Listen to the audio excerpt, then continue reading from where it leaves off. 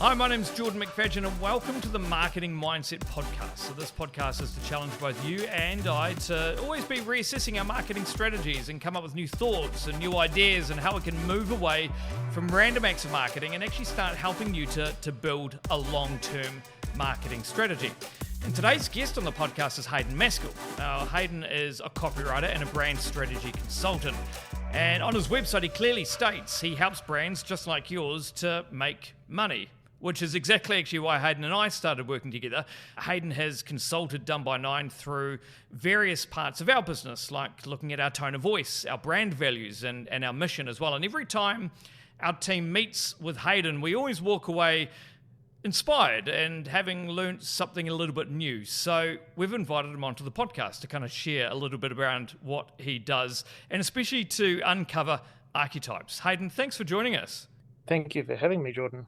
Look, it's been an interesting learning curve for me to learn around archetypes. And this is something that you've kind of brought to the forefront to us when we started working through our tone of voice as an agency at Done by Nine. Can you just help by defining what an archetype is and also just explain what its relevance is to marketing in the first place? Sure thing. So best to go back a little way in history to give it a bit of context, but archetypes are essentially a personification of a set of behaviors. So they date back kind of as old as time, as old as we've been telling stories. So we've been using archetypes, and commonly it goes back to Greek mythology, but all cultures around the world will have archetypes, and it's this way of sort of having unique characters with different driving motivations. So Carl Jung was the guy who gave the term archetypes, but they have been around forever, and all the old storytellers know the archetypes.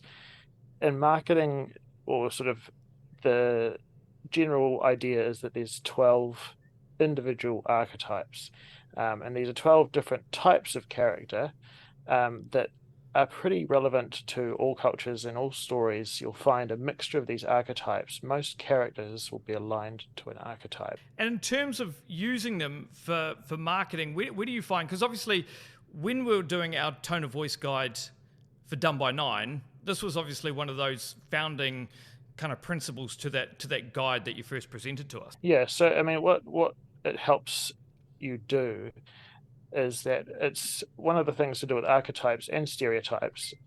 It's all about getting as much information across as quickly as possible. If we reintroduce characters each time with all their details, we would spend forever kind of setting the scene. An archetype is a set of things that we already kind of know and understand. So, for example, one of the archetypes is the hero. And when we think about the hero, we might think of Hercules or, those sorts of characters, and we can start to think about the qualities associated with that archetype. When it comes to brands, picking a character, picking one of these 12 archetypes really helps you to communicate with your audience quickly.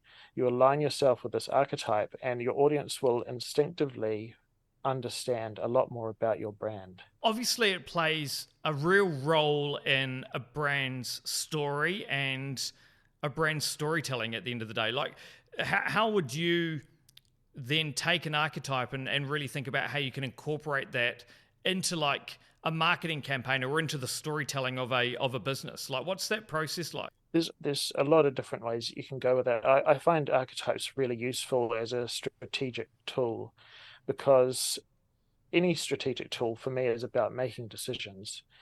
And so an archetype can help you make decisions about what sort of stories you talk about, how you tell your story, how you respond to different situations.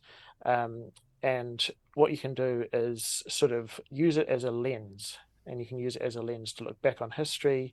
You can look at current events, and you can also use that lens for looking forward. So one of my favorite archetypes is the sage. And so we can imagine the sage as sort of the know-it-all, the wise, thoughtful character. They value understanding. And so what they do is, when you have a sage archetype, you can start to think, well, when we share our stories, we want to share stories about gaining knowledge, about being thoughtful. And so it can start to give shape to your campaign that can otherwise sort of lose a bit of direction. You could choose a different archetype. You might have something like the caregiver, and we might think of things like hospitals or Plunkett. The caregiver, they value serving others. It can give your story shape. When you're talking about being a caregiver, we think about the values that that person would have, the characteristics, and it can help us with framing the story from the full-scale campaign right down to individual, social media posts. Really, it is like a core component to an overall marketing strategy. And as you've just described, it really does pave that way for the content and the way that you and your brand should be trying to convey the different messaging and the different pieces of content that you're sharing. Is that kind of what you're saying there? Yeah, totally. And it helps you, I'm a big fan of things that make life easier. And marketers tend to have very full plates spinning and far too many plates often. And so archetypes can kind of make things easier where you know that based on your archetype, there'll be things that fit with what you do and there's things that just don't fit. And it helps you to just quickly get rid of that. If your brand aligns with the jester archetype, which is the sort of joker, thinking about like Oatly, oat milk would be a good example. They're fun, taking the mickey out of people, taking the mickey out of themselves.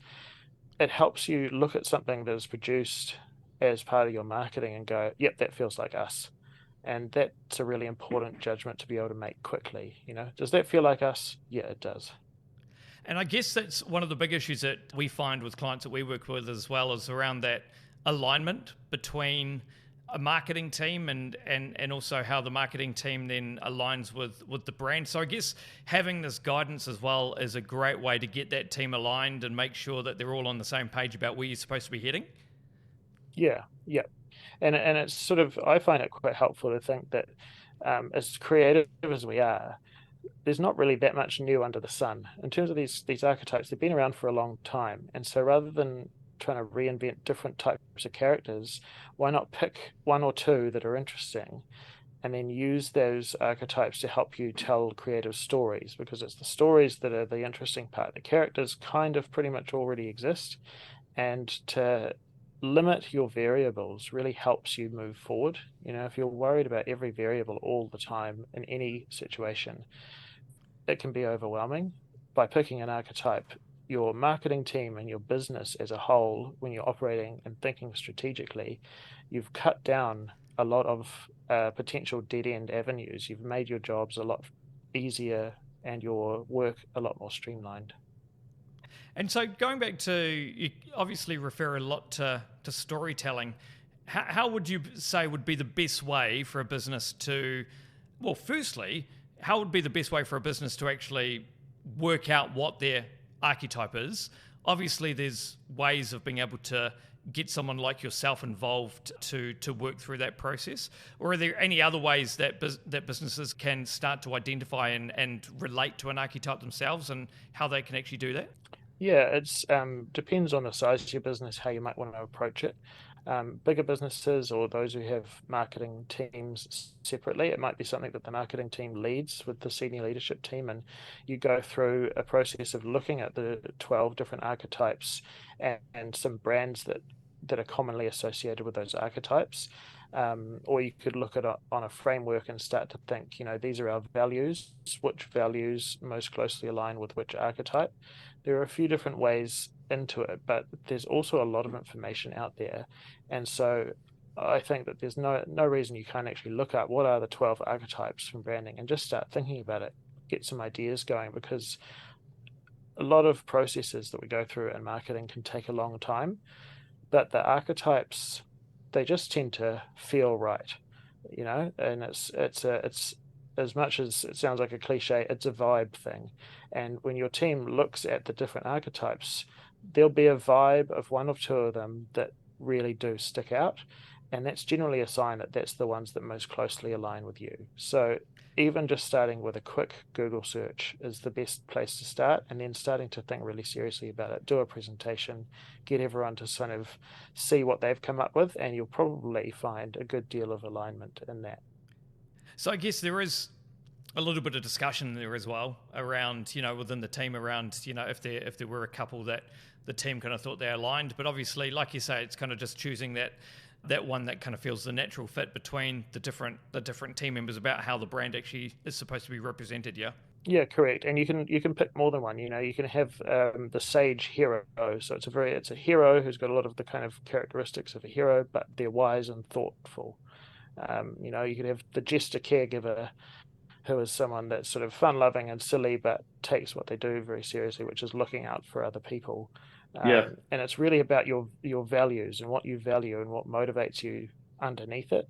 That's what can help you align with those archetypes. When we go back to, you've mentioned a few times around storytelling, and obviously that's a big part of what you do now, yeah, is working with brands on telling stories. How do you incorporate the archetypes into the storytelling feature? There are a few different ways to start with this, as with most things, but my most famously kind of long-winded but actually really fun way to do it is to actually write your brand story, and approach it with, as I said before, that lens. So treat your character as this archetype. Treat your brand as this archetype. For you guys, pick your archetype, and then you can say, well, it all, many years ago it started when, and you just start writing a story very much in a classical story that comes up. You can think about obstacles you've overcome. You can think about the other characters that play a role in your story. It seems kind of odd to be writing it like a classic kind of hero's journey sort of story is a common one, but it can help you make a start, and you can start to see how that character kind of influences, or how your archetype influences the decisions you've made so far. That's the big stuff. Writing your brand story is quite hard, so it often does need a bit of external help. At the smaller end of the scale, I like to think about a few different exercises. And one of those things you can look at is pick your next 3 kind of topics you want to talk about, whether it's product launches or successes or current news items or whatever it is. And think about, how would my archetype approach this, or how would my archetype see this or handle this? And you start to use that lens really carefully. So it's about picking an angle.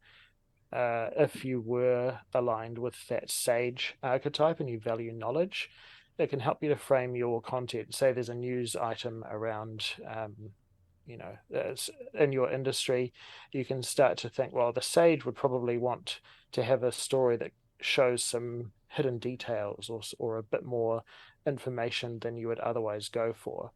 If I was the jester archetype, I enjoy kind of making people laugh and having entertainment. So I'd want to find an entertaining angle.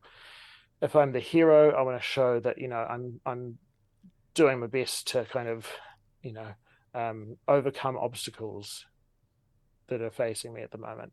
It depends what your archetype is, but just picking something that you want to talk about and thinking about how would that archetype actually approach that situation, it can really change how you even approach just building any type of content when you think about it through that lens.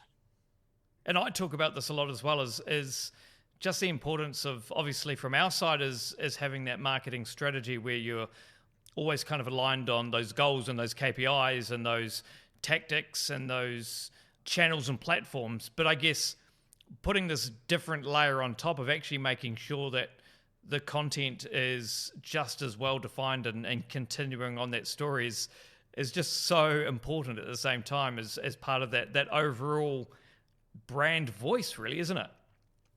Yeah, and it's about congruity. When you have a touch point of your brand, or everything to do with your brand should feel like part of your brand.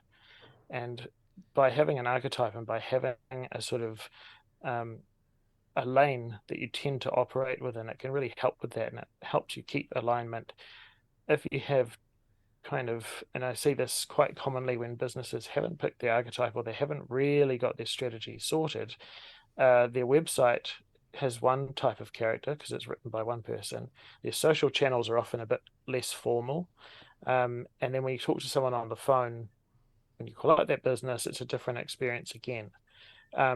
That to me, as a customer and as a kind of someone interested in marketing, is that's a sign that there's not a lot of strategic alignment, because every time I interact with one business, I should have a fairly consistent experience. It doesn't matter what channel or medium that's through.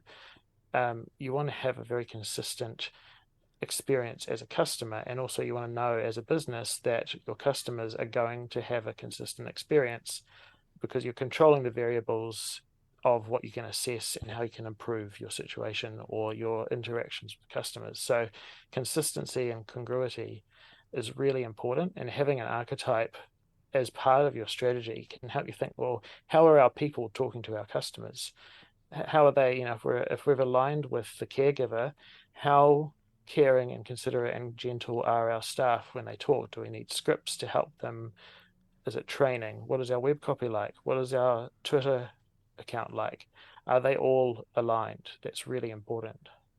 The consideration you've just brought there, that made me think around some of those other roles within an organization or a business that may not have anything to do with, like, even the sales and the marketing side, that maybe that front facing, around even, once a client or a customer gets to that customer service stage. So important to make sure that that team is also aligned. Have you had much experience and can share any insight into how you would incorporate or introduce people that may not be in sales and marketing to something like a brand guide or an archetype? I think the best advice would be to make sure that you have any of your brand persona or character or about us, have it on one page. Condense it down to one page. This is another reason an archetype is really helpful. Have all of your stuff about who you are condensed onto a single page, and really lean into it. If you want to pick an archetype, if you wanted to say that you are the hero archetype and that's your kind of character, really lean into that and show, we are heroes. This is how we show that we are heroes. And you start to just make sure that it's everything you do, all of your most boring operational manuals, approach them with that idea in mind.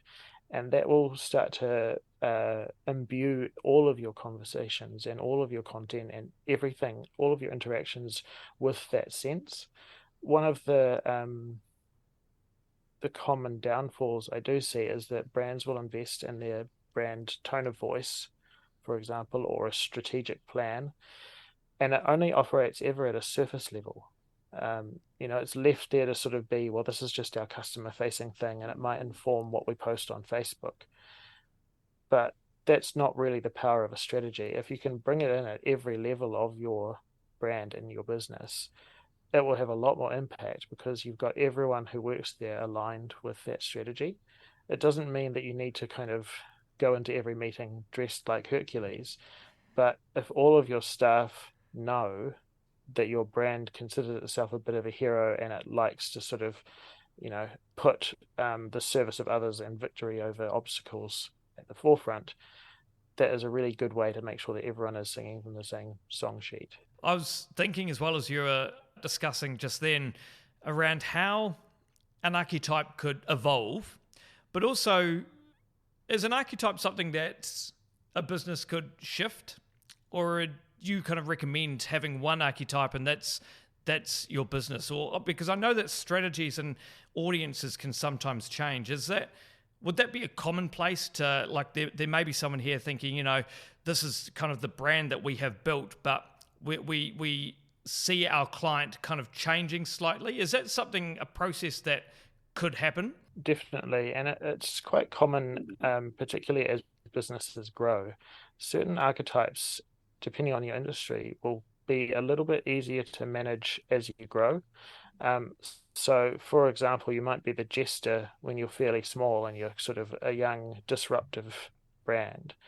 But once you start reaching into other markets and start perhaps cross markets into other cultures, other countries, you have to be a little bit careful about, being a jester in English in New Zealand is very different to being a jester even in Australia, very different to kind of the further you go with that. So you might transition, you might start being more of the everyman brand, which is sort of, it's for the people. And it's a little bit more kind of universal and a little bit less risky to go down that route. So you might transition your tone of voice a little bit and your brand character to be a slightly different persona. It can be helpful if you pick two. You might have a main archetype that you believe in, and then you might have a second one that sort of informs your brand slightly. You might start transitioning to that second one more over time. It is quite common. And being a disruptor is one of those really good examples of you can only be a disruptor until a certain point, and then you're the one that's going to be disrupted. So it is worth thinking about over time, if you're in that transitional sort of space, if you're grown a lot and now you're looking for a new direction, it might be worth looking at that again and going, okay, well, actually, we need to sort of think that's who we are and who we have been. Who do we want to be? You can frame it that way if that's a helpful way to look at it. We speak a lot around marketing strategy in terms of return on investment and KPIs and reach and engagement and those type of things. But having this extra layer on top of the strategy to really align all those key bits of storytelling and the key bits of who your brand actually is, it is so important. And I think you've highlighted so many different aspects here of why it's important, not just in the forefront of your marketing or your sales team, but also when you go beyond that as well to the rest of the business. It doesn't have to be a difficult process. It can actually become something, and this is from our experience as well, since you've introduced this to our business as well, is it actually becomes a tool that you can use for clarity. And it's the examples you've shared here today that you can, when you're releasing content or thinking about creating content or changing messaging on your website, you can always refer back to that and use that as that point of truth. And I guess it even helps unblock some of your creative block that you've got, because you've got that starting point about what you're trying to share. Yeah, absolutely. And I think the other thing that's helpful, and it's sort of, this is an intangible thing, and it might just be me thinking it, but when you see these archetypes and you look into them, there'll be something out there for you. And it also sort of removes barriers. One of the things, and this is, I think, a uniquely New Zealand thing, is we don't really like to claim to be an authority on things, or if we do, we tend to hedge our language. So, we're at the top of our game. We don't tend to say we're the best, or, they're sort of, we tend to pull it back a little bit. But when you look at archetypes, you can start to think, well, actually, no, this just gives me a little bit more support that actually brands like mine do exist. And I can start to look at what are some of those brands, and I can think, well, I'm quite like them.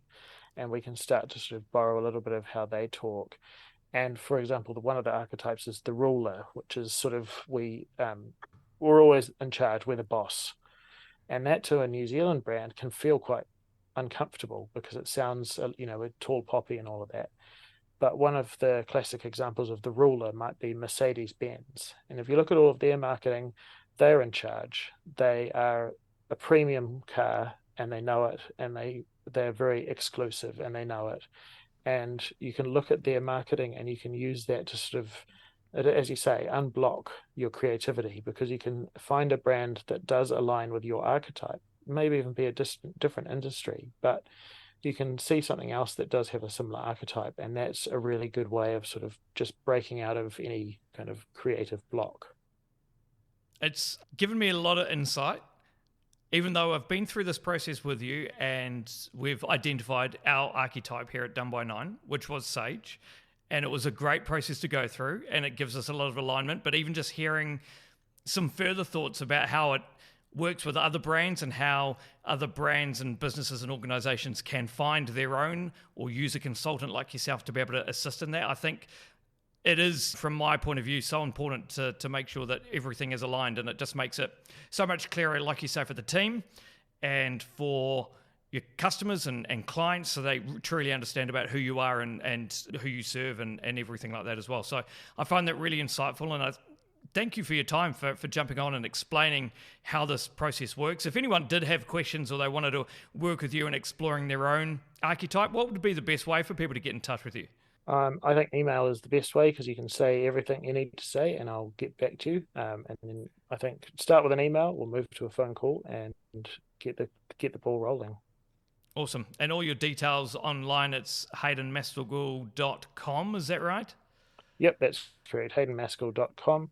And you can find me on LinkedIn as well. Just search for Hayden Maskill copywriter and I should come up. Send me a message through there if you like as well. Awesome. Well, thank you so much for your time, Hayden. It's been an absolute pleasure to chat with you. And we are going to bring you back on because I want to discuss another piece that we've been working on together, which is around a brand's vision and mission and values and how to create those. Because I think this Archetypes is the first kind of stage. And then I think developing and moving through the different parts of your marketing is really important. And again, this is a piece of work that we're currently working on and adjusting and reworking within our business. So I think kind of sharing this process around what we are doing together will be hopefully helpful to listeners and to others who are potentially in that stage of building out their marketing strategy and trying to think about who they are and who their brand identifies with as well. So I thank you so much for your time. And look, if you've got any questions around archetypes or you want to learn anything else around digital marketing or anything like that, you can find us on our website. All our blogs and articles and podcasts can be found at doneby9.com. And look, if you wanted to chat with myself or the rest of the team and connect with Hayden as well, you can find us online, doneby9.com. You can go to the Contact Us page and we'll be more than happy to work with you through your marketing strategy. And again, Hayden, thank you so much for your time. Thank you heaps, Jordan. It was a pleasure and I can't wait for the next one. Awesome. Sounds good. And we will see you on the next episode of the Marketing Mindset Podcast. Have a good day.